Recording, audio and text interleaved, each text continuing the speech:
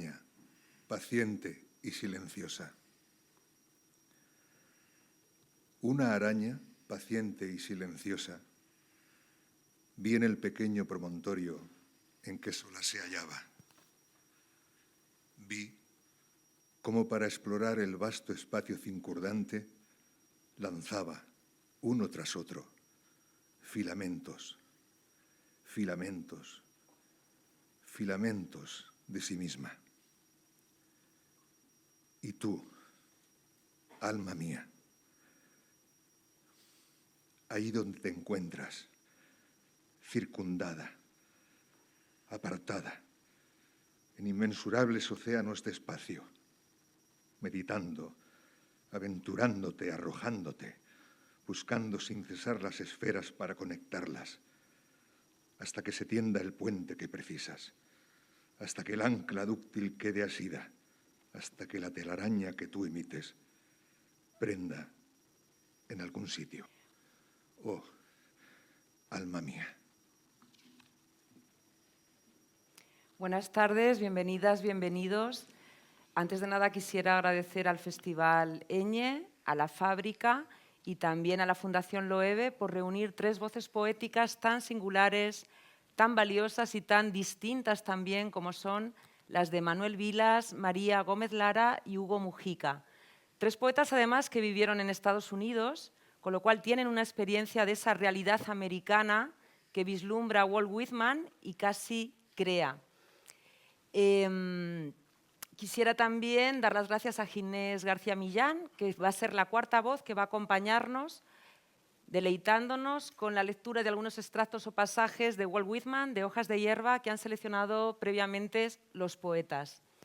En tiempos tan poco propicios, como decía antes Jesús Ruiz Mantilla, como los actuales en América, en Europa, poco propicios para la celebración, para el disfrute, para el placer, en tiempos de vértigo, de aceleración, nos parecía más pertinente que nunca, más oportuno, celebrar la vida, celebrar la alegría, el asombro de la vida y de esa alegría, todo lo que nos une como seres humanos, la fraternidad, la dignidad, esa fraternidad optimista de la que tanto habla Walt Whitman en Hojas de hierba, es fundamental, y con ella también esa capacidad de detenerse en los otros y de detenerse en la naturaleza que abarca todo y que es una naturaleza que incluye los vegetales, los animales, todos los seres del universo, todas las criaturas. Entonces queremos proponer o invitar a detenernos en lo sencillo, en la brizna de hierba, en el amanecer hecho nuestro, en el murmullo, el susurro del viento, en el canto del sinsonte. Voy a presentar a los tres poetas.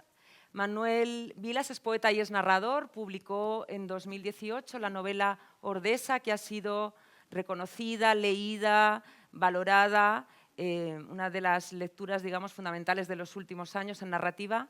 También fue finalista del Premio Planeta en el año 2019 con Alegría y ganó en el año 2023 el Premio Nadal con Nosotros. Su último libro de poesía está publicado en Visor y se llama Ciudades en venta. María Gómez Lara es bogotana, colombiana, profesora especialista, doctora por la Universidad de Harvard en poesía latinoamericana y tiene tres libros, fundamentalmente, algunas antologías también, tres libros publicados en Pretextos y Visor. El primero, Contratono, que fue el premio Loewe, ¿verdad? Don Quijote a voces y un tercer libro que se llama, recuérdamelo. El lugar de las palabras. El lugar de las palabras, que está en Pretextos también, ¿verdad? Y por último, Hugo Mujica, ensayista, también poeta, sacerdote, se acercó hace unos años a lo zen, como reflejan los títulos de algunos de sus poemarios, que hablan del silencio, del callarse. Tuvo la experiencia de la que no le gusta hablar, quizá le tiremos un poco de la lengua, de estar 7 años en silencio. Creo que esto conecta en muchos sentidos con parte de la sensibilidad whitmaniana, con parte de su poética también, de apresar el instante, lo grande y lo pequeño y quedarse a veces en lo sencillo, en lo insignificante. Mujica tiene libros como Noche abierta, Sed adentro, Cuando todo calla o Casi en silencio. Y acaba de ser merecedor del premio Loewe de poesía con el libro Las hojas, la brisa y la luz danza las sombras. Bueno, me gustaría dar la voz a Manuel Vilas para comenzar esta conversación, en la que me gustaría también que ellos explicaran en qué medida les sigue nutriendo la poética de este norteamericano universal que escribe en el siglo XIX El canto a mí mismo. Manuel, cuando quieras, va a leer el comienzo de Canto a mí mismo de Whitman. Buenas tardes. Voy a leer el comienzo, el maravilloso y sorprendente comienzo del Canto a mí mismo. Me celebro a mí mismo, y cuanto asumo, tú lo asumirás. Porque cada átomo que me pertenece, te pertenece a ti también. Holgazaneo e invito a mi alma, me tumbo y holgazaneo a mi antojo, mientras observo una brizna de hierba veraniega. Las casas y las habitaciones están llenas de perfumes. Los anaqueles están cargados de perfumes. Respiro yo mismo la fragancia, la reconozco y me gusta. La destilación también me embriagaría, pero no he de permitirlo. La atmósfera no es un perfume. No tiene el sabor de la destilación, es inodora. Está hecha desde siempre para mi boca. Estoy enamorado de ella. Me iré a la orilla del bosque, me quitaré el disfraz y quedaré desnudo. Me enloquece el deseo de estar en contacto con ella. El vaho de mi propio aliento, ecos, ondulaciones, susurros zumbantes, raíz de amaranto, hilo de seda, horquilla y vid. Mi respiración e inspiración, el latido de mi corazón, el paso de la sangre y del aire por mis pulmones, el olor de las hojas verdes y de las hojas secas, de la playa y de las oscuras rocas marinas, del heno en el granero, el sonido de las palabras emitidas por mi voz, palabras que se pierden en los remolinos del viento, algunos besos fugaces, algunos abrazos, brazos extendidos, el juego de luz y sombras sobre los árboles cuando las flexibles ramas se agitan, el goce de estar solo o en el bullicio de las calles, por los campos o en las laderas de las colinas, la sensación de salud, la plenitud del mediodía, mi canto al levantarme de la cama y saludar al sol. Bueno, así comienza el canto a mí mismo. Es un canto, es absolutamente revolucionario, la concepción de un extremo, como ha dicho antes Jesús, ¿no? El extremo placer que hay en la pura biología de la existencia, ¿no? Es decir, un placer biológico, nunca expresado antes, nunca verbalizado, al menos en la poesía que antes se conocía, por primera vez dicho y con sorpresa, porque evidentemente estos versos generaron moralmente un rechazo, y todavía hoy la celebración de la existencia propia puede parecer un acto de extremo individualismo, ¿no? Pero te hipnotiza y está muy bien porque el título que hay en la mesa, que es la idea de la euforia, ¿no? Es una euforia que te invita a vivir.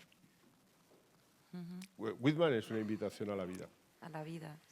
Y a sentir también, ¿no? Os iba a preguntar en primer lugar sobre esas pulsiones, sobre esa sensorialidad también. Es una ¿no? invitación desaforada. Whitman es, te pase lo que te pase lo que te pase, la vida es maravillosa. Es decir, esto es brutal. O sea, Whitman es brutal. No tiene... Sí, Whitman es es disolvente, completamente disolvente, no se puede resumir, es irreductible. Es un poeta que la exaltación que hace de la vida va más allá de cualquier categoría en donde lo podamos meter, ¿no? Es muy irreductible. Quizá por eso a mí me fascina especialmente. Decía Kafka que la alegría es un derecho. Perdón, decía Kafka que la alegría es una obligación. Whitman ya lo dijo antes, que la alegría es una obligación del ser humano, y toda la obra de Walt Whitman es eso. Hay algo atractivamente feroz en la poesía de Walt Whitman, que viene a decir que no existe, viene a decir algo tan perturbador como que no existe el fracaso en la vida de un ser humano en tanto en cuanto este ser humano esté vivo. Esta es la idea. Esto es maravilloso. Es decir, por lo menos para mí. Sí, dice... Debía decir que te pase lo que te pase, y mira que te van a pasar cosas horrorosas en esta vida, dan completamente igual. El hecho de beber un vaso de agua es absolutamente fascinante. Esto es Whitman. Exacto. Yo existo como soy y eso basta, por ejemplo, ¿no? Sí, sí. Sí, os iba a preguntar precisamente por esta exaltación. O sea, Whitman es el antivictimismo. Es decir, si Whitman, lo que no hay en Whitman es ninguna queja ni ninguna victimización. Eso también es fascinante. No se queja de nada. No hay ninguna queja. Esto yo lo podría haber aprendido antes. Porque él apuesta también por la templanza, digamos, ¿no? Claro. Entre otras cosas. Como él se dio cuenta enseguida, a muy corta edad, se dio cuenta de que el placer y la celebración de la existencia, de que esta vida... Él se dio cuenta de algo que a veces a mucha gente le tarda en darse cuenta, que es que aquí has venido a pasártelo muy bien, a disfrutar, a gozar, a exaltarte, a concebir la vida como una materialidad y una voluptuosidad inacabable. Y esto lo supo enseguida, ¿no? Pero hasta qué punto... Y mucha gente tarda mucho en darse cuenta. Algunos se van de este mundo sin saberlo. Eso lo dice también en eso sí que es triste. de hierro, Yo me he dado cuenta, por lo menos. ¿Hasta qué punto, digo, esto conecta también con el Carpe Diem, pues de Safo, de Catulo, con Es el una Colegio de Virgo actualización... Rosas, con el hedonismo, con el Sí. epicureísmo, ¿no? Es una actualización de todo eso, pero una actualización que yo creo que va más allá, porque sí que evidentemente tiene esos orígenes, pero lo hace de una manera... El Carpe Diem al final, no sé, estaba un poco momificado, ¿no? Era como una cosa que sí, que sabíamos que existía y tal, pero pertenecía más a la historia de la poesía europea, ¿no? Sí, en Whitman hay una especie de... Claro.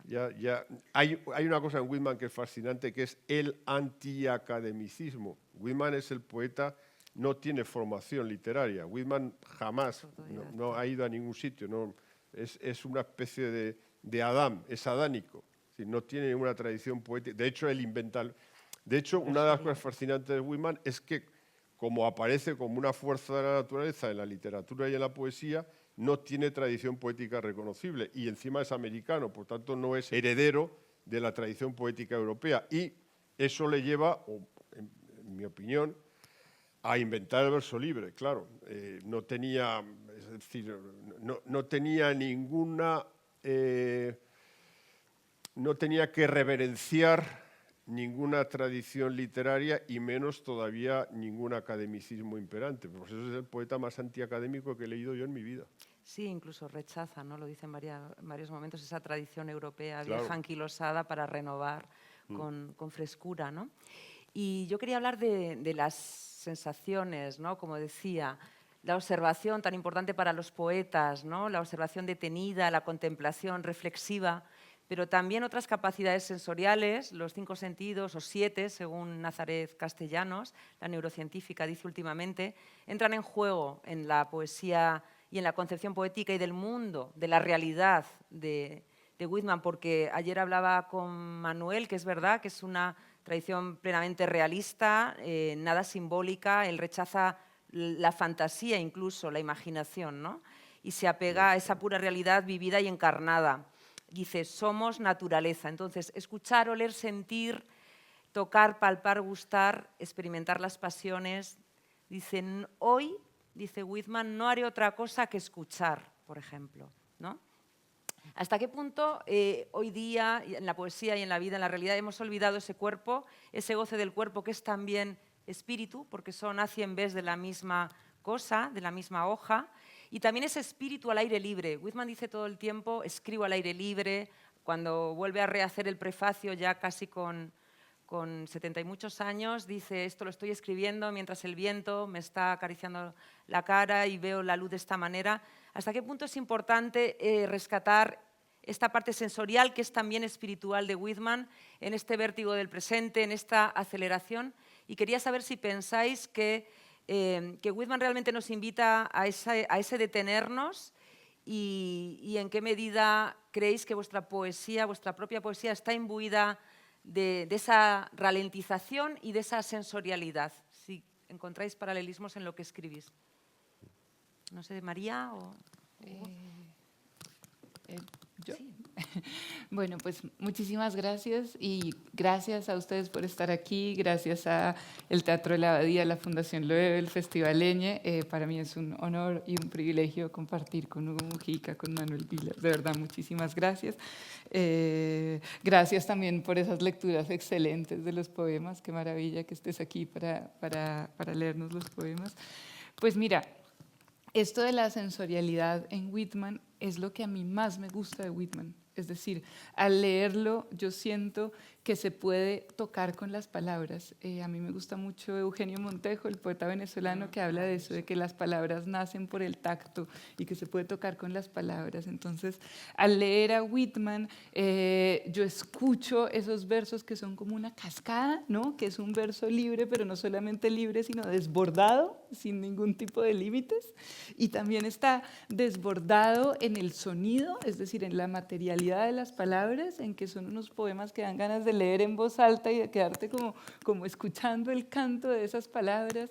Y también desbordado en los sentidos, ¿no? Una cosa que a mí me gusta mucho con la poesía, yo le digo a mis estudiantes a veces que la poesía son como palabras que podemos tocar, como que sentimos en el cuerpo, ¿no? Tú lees un poema y te conmueve, te estremece, te mueve algo en la piel, ¿no? Entonces esa mirada de Whitman tan atenta a los sentidos y tan atenta a abrirnos los sentidos, ¿no? Porque yo creo que, como tú señalabas, en esta época tan complicada, una de las cosas que hemos hecho es cerrar los ojos, ¿no? Es cómodo no ver, es cómodo no sentir. Y yo creo que la poesía nos hace sacudirnos un poco en el buen sentido, ¿no? Como de darnos cuenta qué es lo que está pasando alrededor.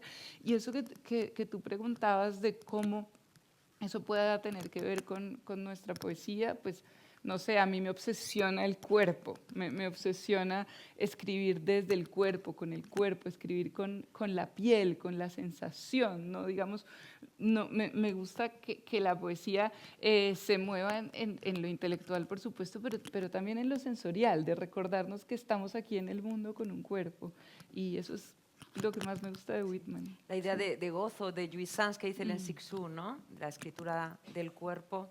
Y bueno, eso lo que dices del torrente, ¿no? Es muy interesante, porque es como una catarata que te inunda y es como un despilfarro del lenguaje, ¿no? Como, sí. Hugo, no sé si quieres. Sí, a mí me gustaría ubicar A Whitman. a Whitman en la historia. Genial. O sea, empezamos con Platón y Sócrates, quienes deciden que el cuerpo es el problema para la claridad de la mente.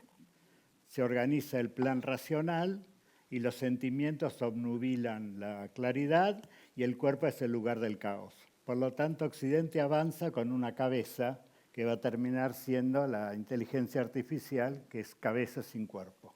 Razón. Ahí vivimos.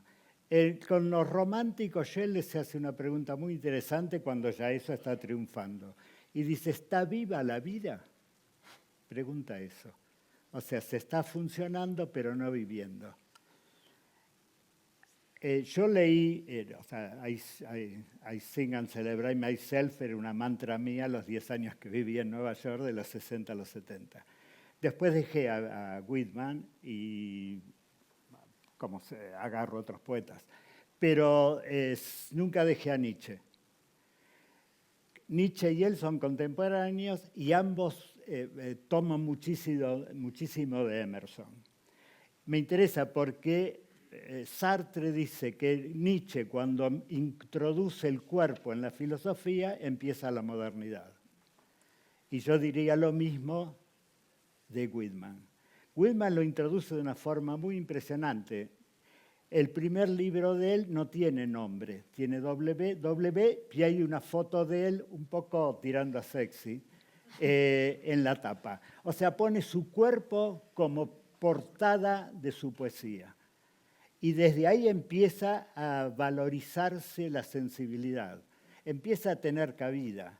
Yo viví los 60 en Estados Unidos, me tocó el hipismo y yo muy cínicamente siempre dije que el hipismo fue un brote afectivo en la racionalidad sajona.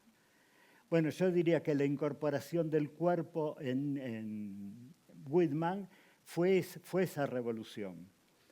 A mí me impresiona también el paralelismo entre Nietzsche y él, en la idea de haber buscado una ontología expresiva, o sea, que la pulsión de la realidad es expresividad, pero que no es el poeta el que se expresa, sino el que deja esa expresión atravesarle el cuerpo.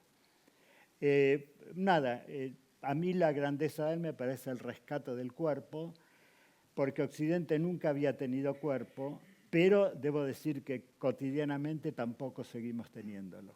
El cuerpo sigue siendo la organización que le mandamos nosotros. O sea, tenemos que ser flacos, tenemos que ser sanos. O sea, todavía no hemos escuchado lo que Nietzsche llamaba la gran razón, que el cuerpo es la sensibilidad, es el que siente, y que el sentido de la vida es sentirla. Entonces, ¿cómo hacer para ser vulnerables a dejarse tocar? Bueno, eso se llama pasión, pasos, ser alterado, y yo me altero y como poeta respondo. Pero la idea es esa, que los dos rescatan, por otro lado, la desubjetivación, curiosamente, porque es la vida la que se expresa y no mi vida la que yo, desde donde yo hablo. Por ahí. La vida a través de ti. Ginés nos va ahora a leer un poema, Pues un fragmento. Un fragmento de canto. Un fragmento de canto a mí mismo. A mí mismo, elegido por María Gómez Lara.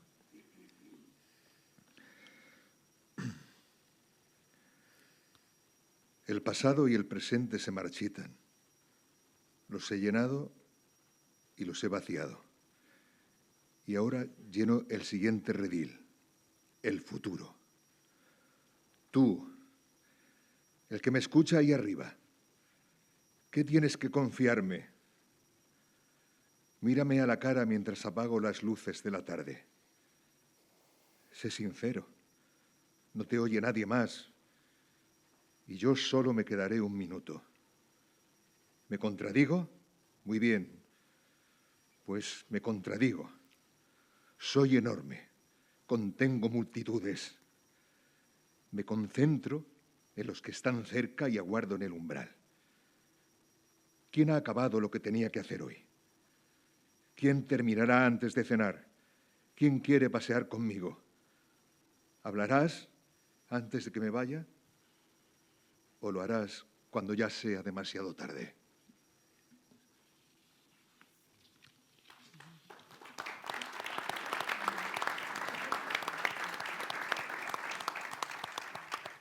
Este fragmento tiene algo importante también, que es la relación con los otros, del yo. Estamos en un momento en que también el humanismo se ha puesto totalmente en entredicho, ya se había puesto antes, pero los derechos humanos están en cuestión, los derechos de la infancia, los derechos de la mujer, los derechos naturales, como dicen estos pedagogos italianos de la escuela de Barbiana, el derecho a ensuciarse con el barro, a escuchar el canto del pájaro. Y sin embargo, Whitman nos recuerda que es fundamental, como decía antes, esa fraternidad optimista, esa igualdad, esa democracia. Él habla, quizá, no sé si esta parte os interpela o no, de Whitman, pero él habla muchísimo de la igualdad del hombre común, del talento, de lo pequeño, ¿no? Del orfebre, del campesino, y quiere también la integración de todos los seres humanos, por supuesto, aparte de con todos los seres del universo. La integración, por ejemplo, de los esclavos, era antiesclavista en un momento en que había muchísimas dudas y vacilaciones, incluso entre los intelectuales, y también se da cuenta del potencial del inmigrante a la hora de construir esa América que él digamos, crea o materializa en sus versos. Esa mirada entonces solidaria, esa mirada de integración, creo que hoy día con los conflictos bélicos, con las políticas de migración, con el auge de la ultraderecha, con las injerencias, la xenofobia, los genocidios, como decía, pues están particularmente frágiles. Y no sé si pensáis que es necesario rescatarlo o no, porque sabemos también que la poesía, la literatura, el arte, el pensamiento no tienen por qué ser éticos, pero pensáis que de alguna forma, por ejemplo, el Walden de Togo, ¿no? El Walden, la vida en los bosques, o el canto a mí mismo, hojas de hierba completas, proponen una guía de vida de alguna manera, proponen una ética que hoy podríamos renovar. Y pensáis que, es una pregunta larga, pero ¿tiene que haber esa ética en la poética? ¿La hay en las vuestras o no? Por ahí. Bueno, Whitman hace una maravillosa comunión o unión entre individualismo, entre esa exaltación del yo y el paso al nosotros. Lo da de una forma absolutamente natural, del yo al nosotros, ¿no? Y Whitman es el gran constructor de la idea de América, más allá de Estados Unidos, incluso de la idea de América, ¿no? La idea de una tierra diferente, de una tierra nueva, de un nuevo paraíso, y llamado a la fraternidad y llamado a la democracia, ¿no? Llamado a los valores, a valores que son herederos de la Revolución Francesa, pero que Whitman sabe aplicar al pueblo americano. Hay una cosa fundamental en Whitman que luego va a pasar. Whitman construye Estados Unidos, construye moralmente Estados Unidos. De hecho, es el poeta que, igual que nosotros hemos en nuestras clases de bachillerato, en la secundaria, tenemos pues, a Antonio Machado como constructor de la moral o de la ética hispánica más sobresaliente, pues el equivalente a Antonio Machado en Estados Unidos sería Walt Whitman, ¿no? Más o menos, ¿no? Porque es el constructor ideológico y moral más solvente, más humano, más democrático que tiene ese país. Pero Whitman reaparece en el siglo XX a través de la energía y de la alegría. Hay, por ejemplo, en la música pop americana, desde estadounidense, el primero que veo yo, la primera, Ginsberg, Kerouac, una de las grandes novelas influidas por el espíritu de Walt Whitman es En el camino de Jack Kerouac, que esa es una novela absolutamente whitmaniana. Pero es que Whitman luego da traslado, también pasa a la música pop.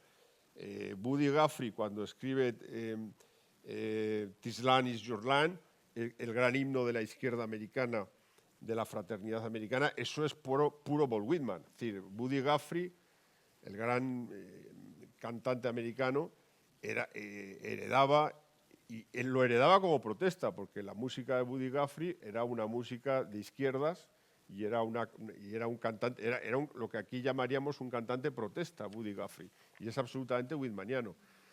Y de Buddy Guthrie Buddy Guthrie fue el maestro de Bob Dylan, se pasa a la herencia de Dylan, y bueno, el último disco de Dylan, no sé si el último o el penúltimo, contenía la sentencia whitmaniana que habéis leído, no sé quién la ha leído, la de contengo multitudes. Este de contengo multitudes, esta idea de que yo soy yo, pero también soy un nosotros gigantesco, es Whitman también. Pasa a toda la escena del rock americano, de Bob Dylan, Bruce Springsteen, Lou Reed, Patti Smith, Janis Joplin. Todos tienen un fervor, una especie de fervor, de energía y de alegría que, en mi opinión, son whitmanianos. Otro gran whitmaniano, también americano, es que, claro, whitmanianos lo son todos. O sea, no se puede entender, por ejemplo, la herencia. Ezra Pound es un poeta whitmaniano, de origen whitmaniano, o sea, abraza la totalidad. Y en el mundo hispánico, como comentábamos tú y yo... En el mundo hispánico está desde Neruda y Lorca. Neruda, por supuesto, el canto general, ¿no? Sí, la idea épica, la poesía como planteamiento épico, como planteamiento de la colectividad, que es ahí la parte política. La gran aportación política de Walt Whitman está en esa idea de colectividad llamada a la vida justa, llamada a la justicia, pero también llamada... Claro, el concepto más bonito es el de fraternidad, que va más allá.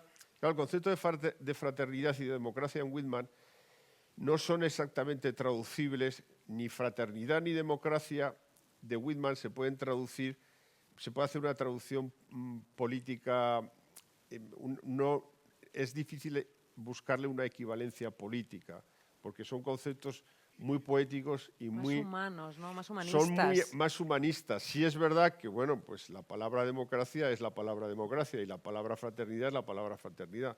Pero él le da un vuelo hacia la utopía, hacia una utopía que desgraciadamente pues no la tenemos. Pero la idea, una de las magníficas ideas, una de las cosas más maravillosas que tenía, que está en la canción, en el himno de Buddy Guthrie, This Land was made for you and me, es decir, esta tierra fue hecha para ti y para mí. Eso es Whitman puro.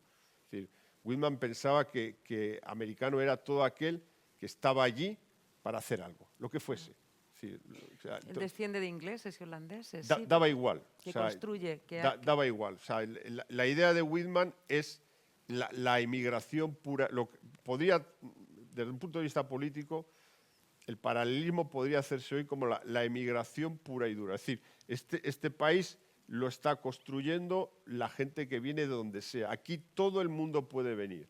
Todo el mundo puede venir a hacer lo que quiera hacer. Este es el gran país de la libertad. Esa es la idea whitmaniana de la fundación política de los Estados Unidos, que es una idea fascinante. Y que, bueno, pues como tú bien has dicho, pues se ha ido torciendo hasta el panorama que tenemos en la actualidad, que es si algo es quien... No, es que no me apetece nombrarlo, ¿sabes? No, es que nombrar siempre es hacer publicidad, pero todos sabéis de quién estoy hablando. Si hay alguien anti-whitmaniano, es el que todos estáis pensando, ¿no? Este señor es profundamente anti-whitmaniano, es decir, justo profundamente anti-americano en el sentido que fundó Walt Whitman. Y la fraternidad también creo que conecta con una idea como de hospitalidad, de acogida, antes lo has dicho, es una idea que es muy americana también. Es una idea de abrirle la puerta al vecino de al lado, claro, empezar a abrazarle, pero es que es al final darle besos y hacer el amor con él. O sea, claro, es una cosa, es un punto de, es un enamoramiento tal del otro que al final conlleva casi una cohabitación, claro, amorosa con el otro, ¿no? Sí, de tanto que quieres al vecino, al final, vamos, te vuelves loco con él o con ella. Sí, porque siempre incluye el hombre y la mujer, ¿no? Constantemente en el Esa idea del cuerpo libro que ha dicho Hugo, efectivamente, es una de las cosas más brutales y más efusivas de Whitman, ¿no? Esa biología del cuerpo y ese poner al cuerpo como gran presencia del ser humano. Un ser humano es un cuerpo, ¿no? María. Bueno, yo quería contar por qué escogí ese fragmento. El que leyó Ginés. ¿Sí? Porque digamos que a mí me cae mejor el Whitman de I am large, I contain multitudes que el Whitman de I sing to myself. Porque digamos que Es un momento, a mí ese verso, I am large, I contain multitudes, que además está entre paréntesis, ¿no? Entonces yo lo leo como si estuviera susurrando casi, ¿no? Como Whitman es un poeta muy expansivo y este momento yo lo leo como ese comentario, esa voz que reconoce la presencia de lo colectivo, ¿no? Que lo colectivo, por supuesto, es político. Entonces, claro, Whitman lo hemos leído, por un lado, como el poeta que celebra al individuo, ¿no? Y que en ese momento era importantísima esa celebración del individuo, que crea, digamos, a ese yo omnipotente, que está al nivel de lo divino, que está en el centro del universo, ¿no? Él mismo lo dice, que está en el lugar del centro del universo. Pero en realidad, si uno lee más en detalle a Whitman, esa conciencia cósmica, porque tiene como una conciencia cósmica, se manifiesta también en lo pequeño, ¿no? En la hierba, y es muy expansiva y muy generosa, ¿no? De hecho, en la última parte del Canto a mí mismo, el yo poético dice que él está en la hierba, que está en la tierra debajo de las botas, ¿no? Entonces empieza diciendo soy Dios y después estoy en la tierra, ¿no? Y esa es, pues como veíamos, una poesía que nos recuerda la sensorialidad, que nos invita a sentir cada átomo del cuerpo, cada pedacito de la piel, ¿no? Cada vez que respiramos.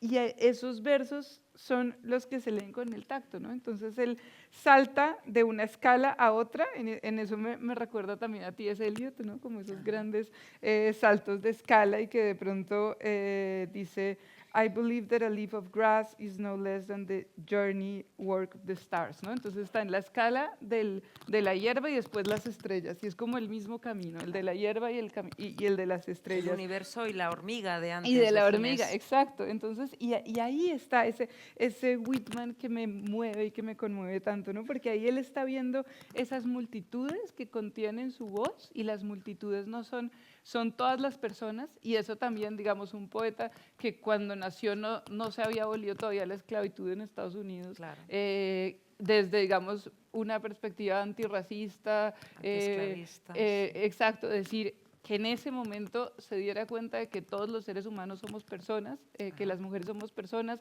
que independiente de la raza todos somos Pionero, personas, ¿no? sí, Que sí. se diera cuenta de eso en ese momento es algo que a mí me gusta mucho de Whitman. Y también en una primera lectura, a mí me gusta mucho Fernando Pessoa, ¿no? Ya que Portugal era el país homenajeado de Leñe.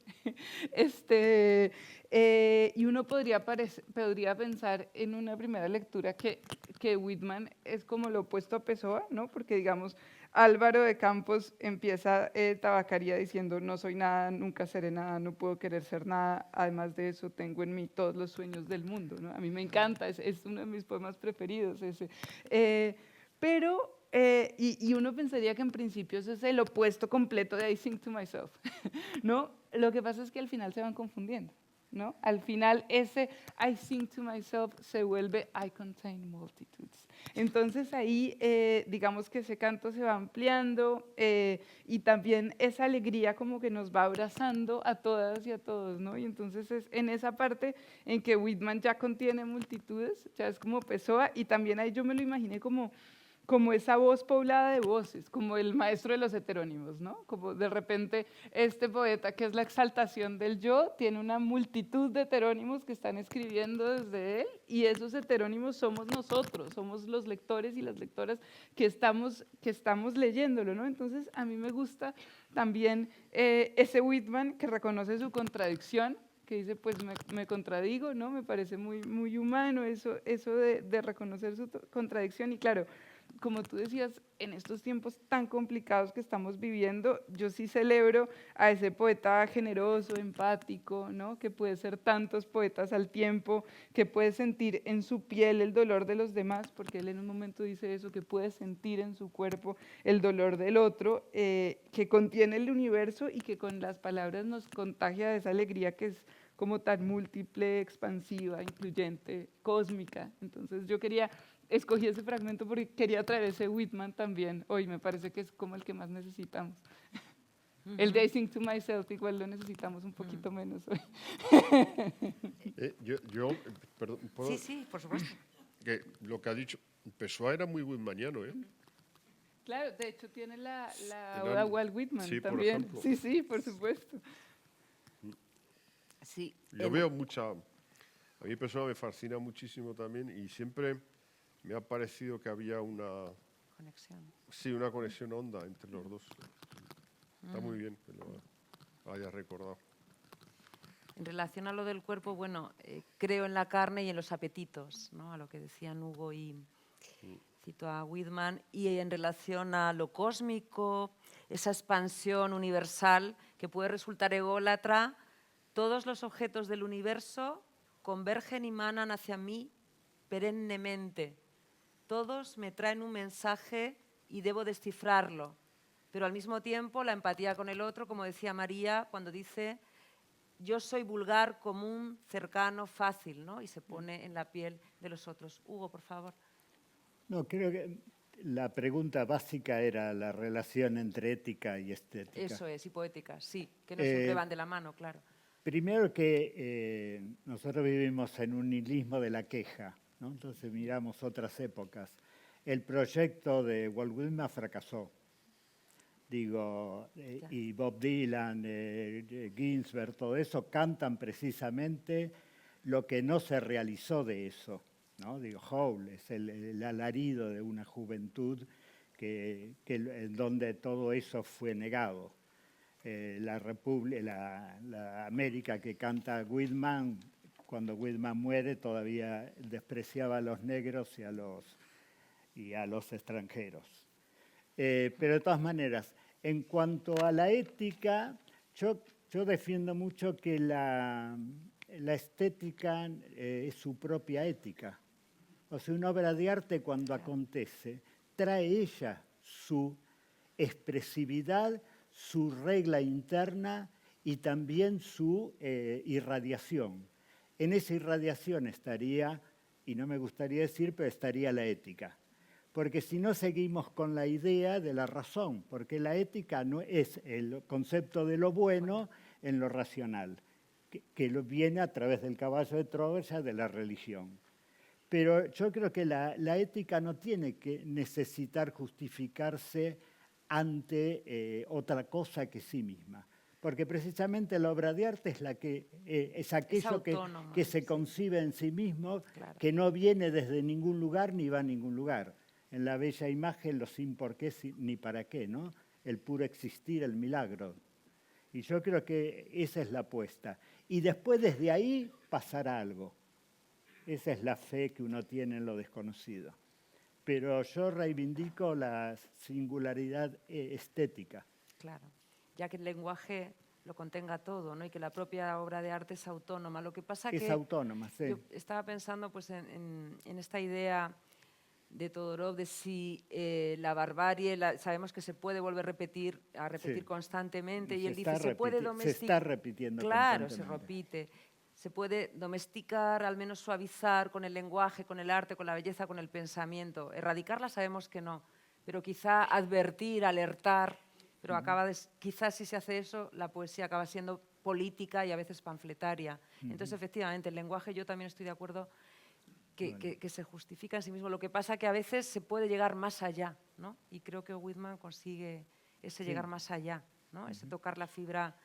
Sí, vibrar. Y además, digo, no solo hablabas vos, digo, cuando dice que todo átomo de él es el átomo de todo, ¿no? Pasa desde el átomo a después a la carnalidad, ¿no? Claro, exacto.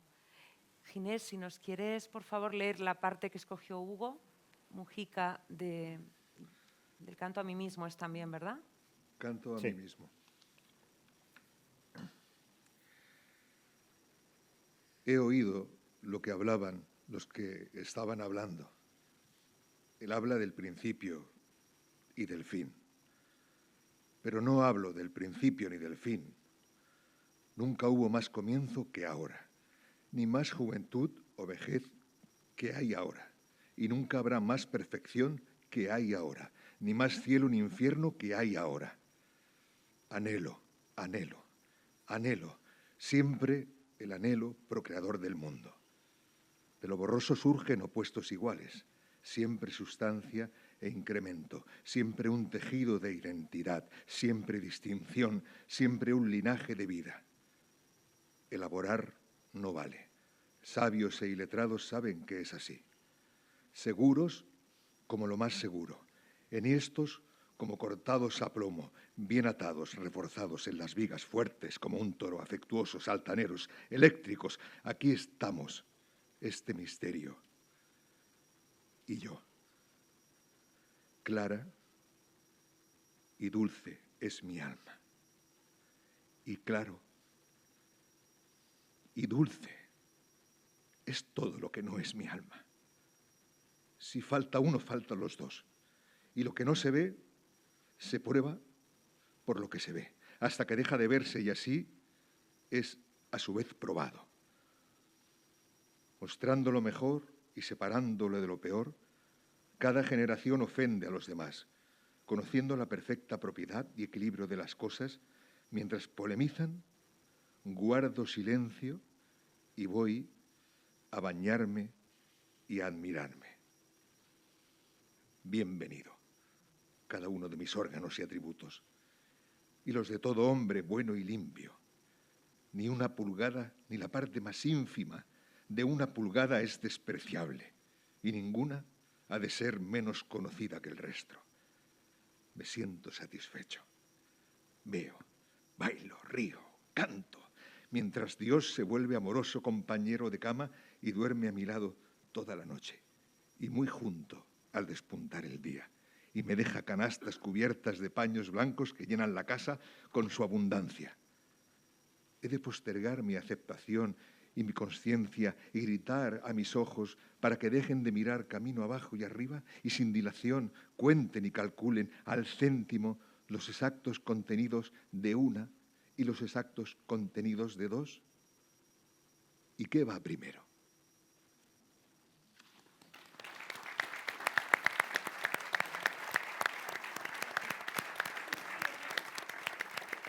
Me gustaría, Hugo, que explicaras por qué has escogido este fragmento.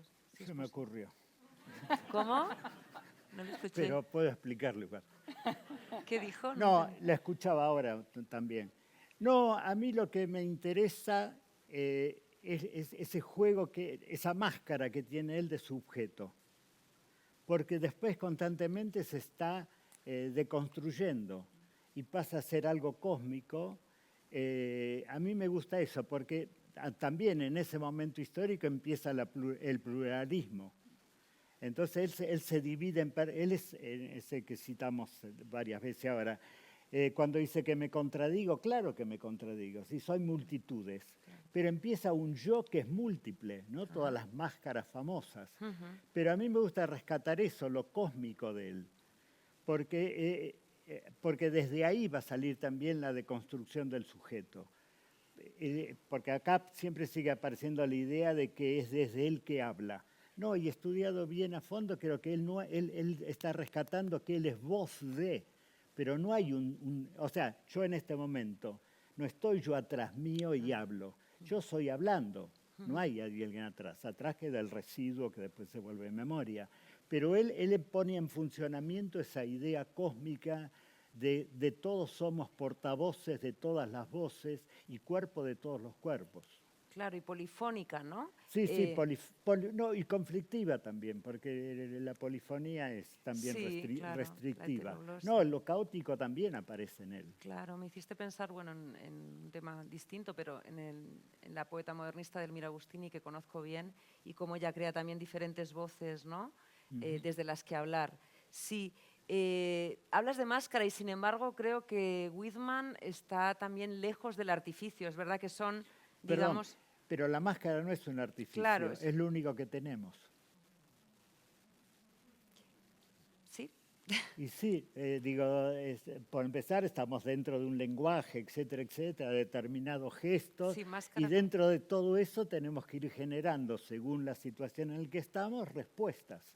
Pero, y en eso asumimos diferentes rostros, diferentes expresiones. Yo no soy lo mismo acá que en otro lugar, ni con uno que con otro. Todo eso es el juego de las máscaras. Claro. Y atrás está ese dinamismo de ir siendo a través de configuraciones. Sí, es un juego también. Como la vida es a través de épocas, de configuraciones, etcétera, y de nosotros que somos este ratito expresivo de la vida. Claro, pero hay artificio también, ¿no? Y sí, no hay artificio, porque para que haya artificio tendría que haber un patrón oro que es la verdad. Ajá. Pero si no hay una verdad fija, el artificio es la realidad. Que va cambiando, que es fluctuante. Claro. Claro. Os voy a hacer otra pregunta, o Manuel, ¿quieres intervenir? Sí, ¿no? Me ha venido a la memoria una anécdota. En el año, un recuerdo que me ha surgido a la cabeza, en el año 16,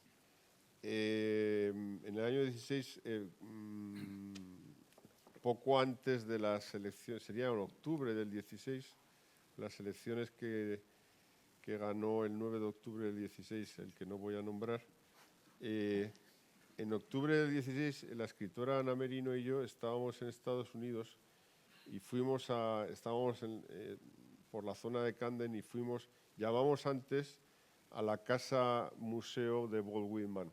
Llamamos antes porque había que llamar, porque esa casa museo donde vivió Walt Whitman no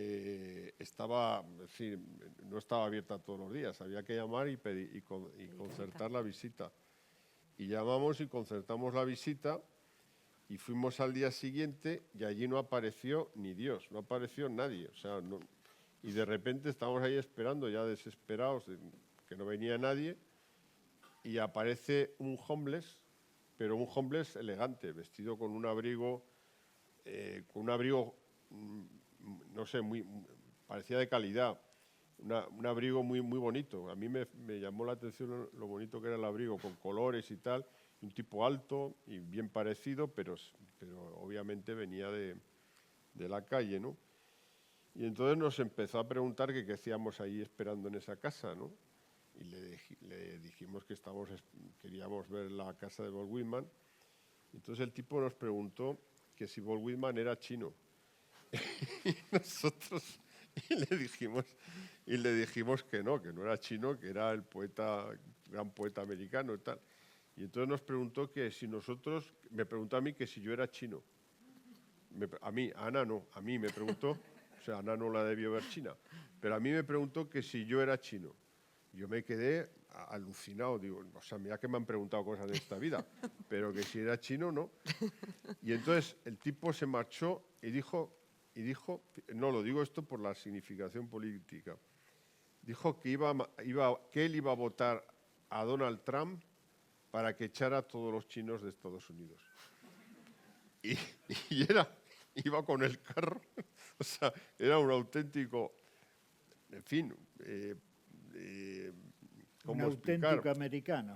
Sí, o sea, pero vivía en la calle. Dales tiempo. Vivía en la calle, en necesidad, en situación de necesidad, con el carro, con el típico carro donde llevaba su casa allí. Y la obsesión era que el pobre Walt Whitman, que convirtió a Whitman en chino, y de paso a nosotros también.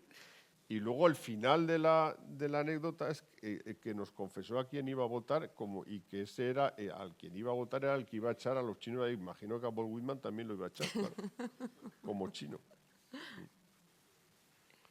Sí.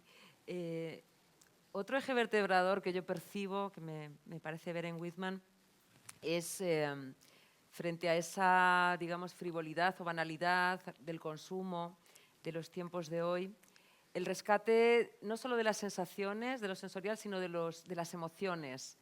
Hoy día se está hablando mucho de la política cultural de las emociones, este título de Sara Ahmed. Franco Berardi también se rescata la ternura, los afectos, porque se dice que las emociones no se pueden vivir de manera individual o no solo, sino en comunidad, en contacto e interacción con los demás. También estamos en la época de la crisis medioambiental, de la crisis ecológica, y desde una perspectiva ecocrítica se está queriendo volver a esa comunidad, ¿no? A esas redes, a ese tejido social y a ese compartir los afectos. Me gustaría saber qué pensáis sobre esto, si pueden ser estos afectos un asidero, un refugio algo que nos ayude a recuperar cierta idea de equilibrio individual, colectivo también, y ya si podemos proyectarlo, pues universal. Si se puede recuperar cierta armonía y si os parece que esto está presente en Whitman y en cómo dialoga esto también con vuestras propias poéticas. No sé, Manuel o María. María. Uy. Bueno, Las emociones, lo Eh, emocional en la pues, pasión, la tristeza, la furia, ¿no? La ira, el claro. ímpetu. Whitman yo lo leo como un poeta de la alegría. Mm, como Me- decía Manuel, me claro, la resulta alegría.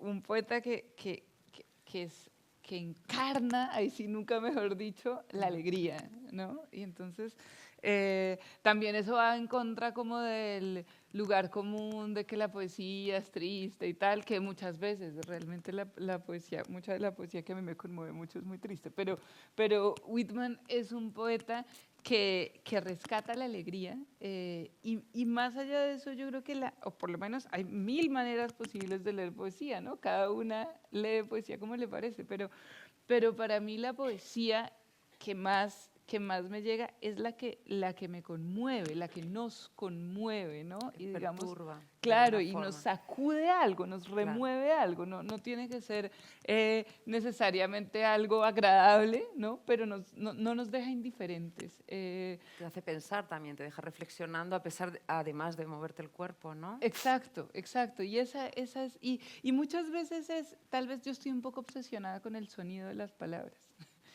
Con lo sinestésico. Sí, muchas veces es por cómo suena ese verso, cómo está acomodado ese verso, cómo de repente, no sé, I am large, I contain multitudes, lo repites un montón de veces, y cómo no solamente la poesía, El ritmo, claro. claro, el ritmo y lo que cuenta, pero lo que canta. Es decir, un poema a mí me parece que es algo que no se puede decir de otra manera. Es decir, no se puede traducir el poema a otras palabras que no sean el poema, porque una vez lo cambiaste de palabras ya no es el poema. Es decir, el poema ya es otra cosa, es cómo suenan esas palabras. Entonces, y yo creo que, digamos, la poesía no necesariamente, o puede, pero no siempre narra una historia, sino que la poesía, para mí, crea y recrea emociones, ¿no? Y creo que no hay nada más humano que las emociones, ¿no? Entonces la poesía nos puede remover la tristeza o la rabia o la alegría, o sea, es algo que no te deja impávido, que no te deja indiferente. Y por eso yo creo que los poemas pues nos despiertan en el mejor sentido de la palabra, ¿no? Nos recuerdan, o por lo menos a mí me recuerda la poesía que somos vulnerables, que somos frágiles, porque es que los seres humanos somos muy frágiles, ¿no? Tenemos un cuerpo muy frágil, somos frágiles emocionalmente, las cosas nos duelen, nos rompen, y a mí me gusta pensar que esa es nuestra fortaleza, es decir, que nuestra fortaleza también está en esa fragilidad, y yo creo que al comienzo decíamos esto de que los poemas nos pueden ayudar a tocar con las palabras, es decir, que las palabras nos recuerdan que somos seres sensoriales, que somos seres de tacto, pero también me parece que nos recuerdan que sentimos, ¿no? Que la poesía nos hace como desanestesiarnos, y yo creo que en esta época eso es bueno en general, ¿no? Como sentir, y si hay que sentir rabia, y si lo que está pasando nos da rabia, pues rabia, y si es tristeza, pues tristeza, y cuando es alegría, maravilloso, ¿no? Pero como sentir, creo que la poesía tiene esa virtud de las palabras que nos hacen sentir, y también no solo el sentido, con el sonido. Yo estoy bien obsesionada con esto de la materialidad de las palabras, también como el sonido que traen las palabras.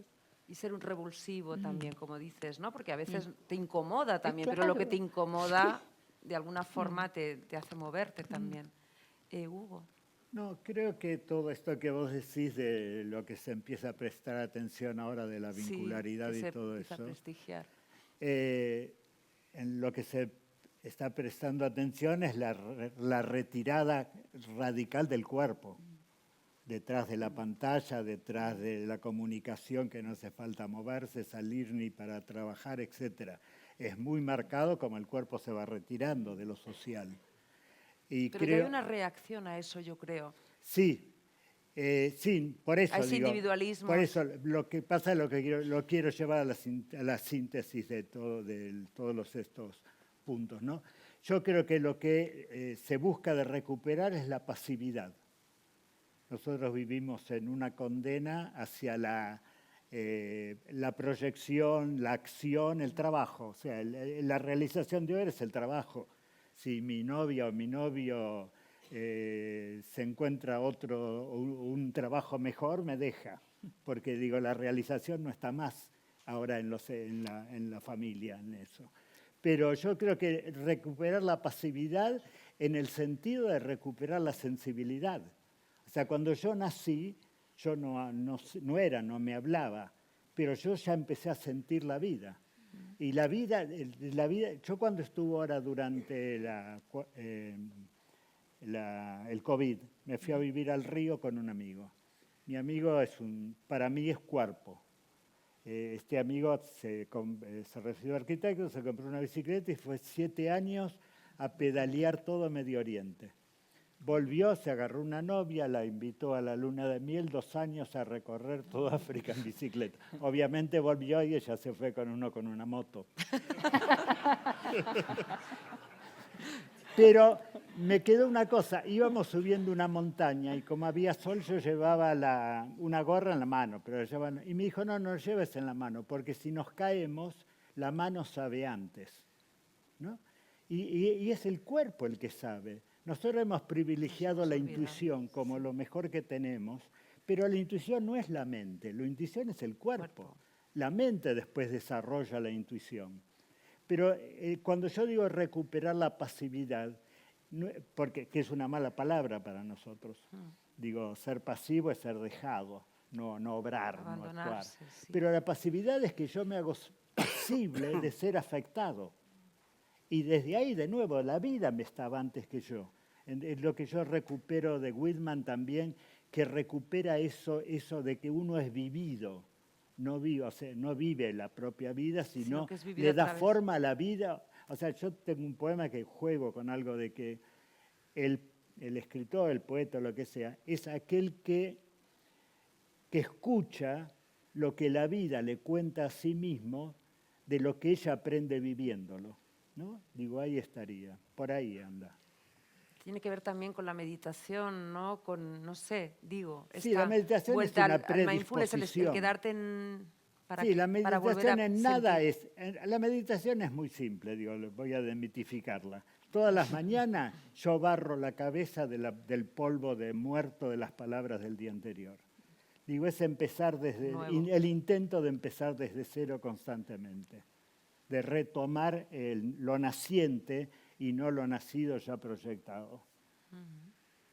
Manuel. Yo quería decir que en Whitman, en realidad, primero es la vida, es decir, la poesía en realidad es una consecuencia de la vida, ¿no? Es decir, la vida es tan intensa que necesita una representación, la vida para Whitman. Es decir, su grado de vitalidad, su grado de compromiso y de vida, todo lo que él está viviendo es tan poderoso que necesita representarlo.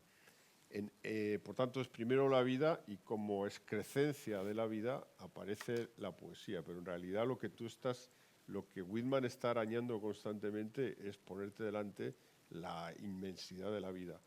En el canto a mí mismo hay también algo que a mí me parece que está muy, muy escondido, que es la posibilidad de que un ser humano consigo mismo, solo consigo mismo, sea capaz de vencer a la soledad.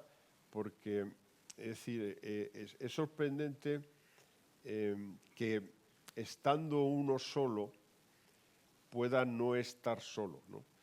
Y Whitman consigue, no hay soledad, es decir, la soledad es uno de los temas grandes de la literatura. En Whitman no hay soledad, no hay soledad, que la ha vencido.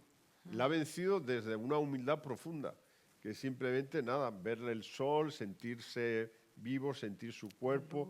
Es decir, con eso no necesita la mirada social, que es lo que mayoritariamente necesitamos todos para no sentirnos solos, que es que los demás nos contemplen y que nosotros contemplemos a los demás, y con eso más o menos nos apañamos para luchar contra la soledad, que es uno de los grandes conflictos internos del ser humano. Pero en Whitman el fantasma de la soledad está vencido desde que el momento en que dice, no, yo me canto a mí mismo y yo me basto a mí mismo para no estar solo. Sí, sí, sí. Lo cual es una lección de vida, es muy difícil de aprender, porque detrás hay, la mayoría de la gente, para vencer a la soledad es a través de los demás, ¿no? O de las nuevas tecnologías. Me gustaría, nos queda poquito tiempo y me gustaría escuchar a los poetas leer algún poema suyo, aunque sea unos cuantos versos. Manuel, María, Hugo, por favor. Sí, yo en realidad, toda mi poesía es whitmaniana, o sea, que decir que es que yo, cualquier poema... Pero bueno, he elegido un poema que... lo que no hay en Whitman, mira que hay cosas, mira que hay cosas, pero algo que a veces yo he echado en falta a Whitman, y quizá porque el 19 pues a lo mejor no daba para más, bueno, tampoco quiero decir, es un poquito de ironía, ¿no? Es decir, un poquito de ironía. Entonces yo, en fin, este poema que es de origen whitmaniano y que es una celebración de mí mismo, pero una celebración tamizada por la ironía y por el sentido del humor, que es una mínima corrección de Whitman, ¿no? Es decir, yo voy a hacer lo mismo que tú, pero le echo un poquito de humor. Este se titula, claro, es decir, yo soy, o sea, si algo soy, es whitmaniano por los cuatro costados. Es decir, a mí el poeta que me ha tocado y me ha conmovido es Walt Whitman. Y eso que no fue al principio, porque yo tenía 14 años, lo leí con 14 años y me pareció que era un poeta que no me interesaba nada porque me parecía que era un poeta sentimental, no sé qué, no sé cuál. Tuve que llevar un periplo vital personal hasta los veintitantos, hasta 25, 26 años, o quizá más, no me di cuenta de la grandeza de Whitman, que esa es otra, que los escritores, los poetas, no, la primera vez a lo mejor no, y luego a la segunda resulta que se convierten en el poeta o en el escritor de tu vida, ¿no? Eso me pasó a mí con Whitman, ¿no? Entonces este poema se titula, con muy mala intención, se titula Ciudad Vilas, que es mi nombre, ¿no? Y dice así: crímenes contra la humanidad en Ciudad Vilas. Hoteles de lujo decadente a precios populares en Ciudad Vilas. Descapotables negros con mujeres vestidos rojos con grandes escotes en Ciudad Vilas. McDonald's colgados del cielo en Ciudad Vilas. Sacerdotes predicando subidos en barcas en los ríos de Ciudad Vilas. Estatuas de Manuel Vilas en las plazas, en las rotondas, en los museos de Ciudad Vilas. Bares con hombres destruidos dentro y cervezas de marcas desconocidas en los arrabales histéricos de Ciudad Vilas. Hospitales con médicos y enfermeras negligentes construidos sobre las colinas desérticas de Ciudad Vilas. Piscinas doradas con escaleras de bronce en Ciudad Vilas. Calles con alma en Ciudad Vilas. Snacks y Corte Inglés y casas del libro, donde solo venden libros de Manuel Vilas, en el centro neurálgico de Ciudad Vilas. Heladerías subterráneas donde se hace el amor en Ciudad Vilas. Veleros y balandros en las playas agnósticas de Ciudad Vilas. Concesionarios de Mercedes-Benz en las calles principales de Ciudad Vilas. Armerías con armas automáticas sin licencia en Ciudad Vilas. Mujeres verdaderamente libres al fin en Ciudad Vilas. Negros de lujo casados con chinas comunistas en Ciudad Vilas. gente que se besa, que se muerde con furia en los lujosos vagones del metro de Ciudad Vilas. Pelirrojas enamoradas de Manuel Vilas en Ciudad Vilas.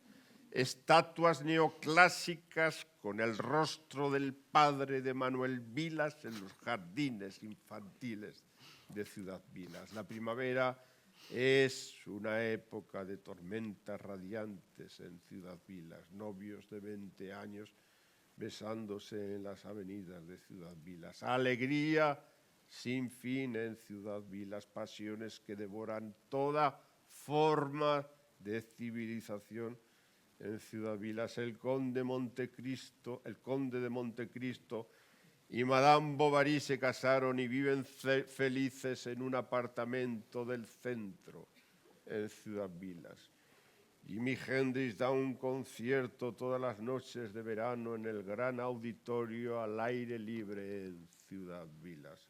Hombres que lloran porque aún quieren amar más en Ciudad Vilas. Elvis Presley vive completamente solo y anónimo en un barrio obrero de las afueras de Ciudad Vilas. El capitalismo es una rosa humana y revolucionaria en Ciudad Vilas. Los mejores ministros de Dios consuelan a los pecadores en las elegantes iglesias de Ciudad Vilas. Amor, amor y amor siempre en Ciudad Vilas.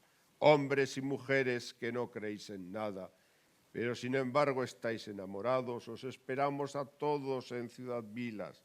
Ven a Ciudad Vilas, te queremos, ven a Ciudad Vilas, triunfarás aquí. Segundas y terceras y cuartas oportunidades auténticas para cambiar tu vida de una vez por todas en Ciudad Vilas. Ella dijo a todos sus amantes, os espero en Ciudad Vilas.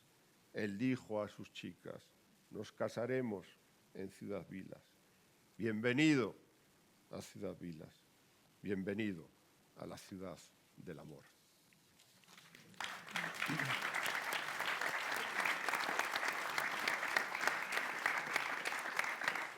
Y termino con este, que es del último libro, que está dedicado a Nueva York, que fue la gran ciudad de Walt Whitman y que